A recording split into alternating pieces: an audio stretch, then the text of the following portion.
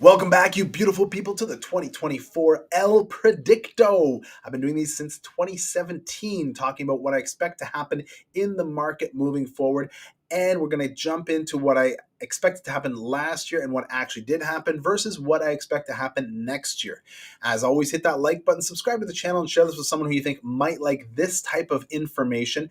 And you can download the buyer or seller guides below or schedule an appointment with me directly in the Calendly link below. Let's just get right into it. We'll talk about 2023 combined.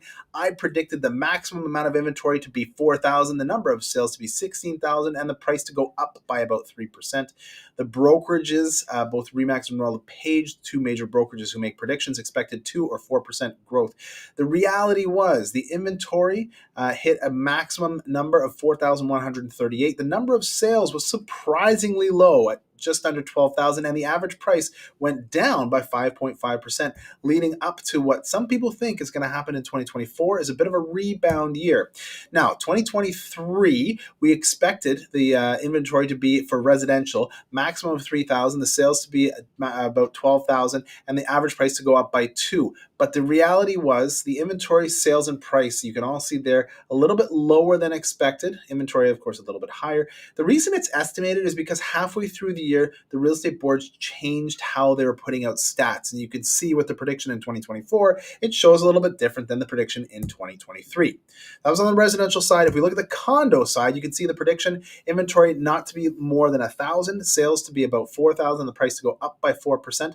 Now, the interesting thing, I did expect the condo prices to go up more than the residential prices. What actually happened is they went down by less than the residential prices. So interesting to see that there is a discrepancy between the condo side and the residential side. Now, in 2024, we are no longer separating into different property classes in terms of residential versus condo. We're talking about ownership types. So detached versus townhouse. Now, townhouse can incorporate both a condo townhouse or a residential townhouse versus apartment. So getting into it, 2024, the brokerages are expecting the prices to go up by between 2% or 4.5%, depending which brokerage you ask.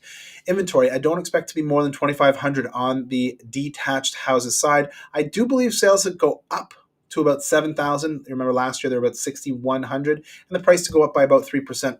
Again, a real big drop in terms of average prices in 2023.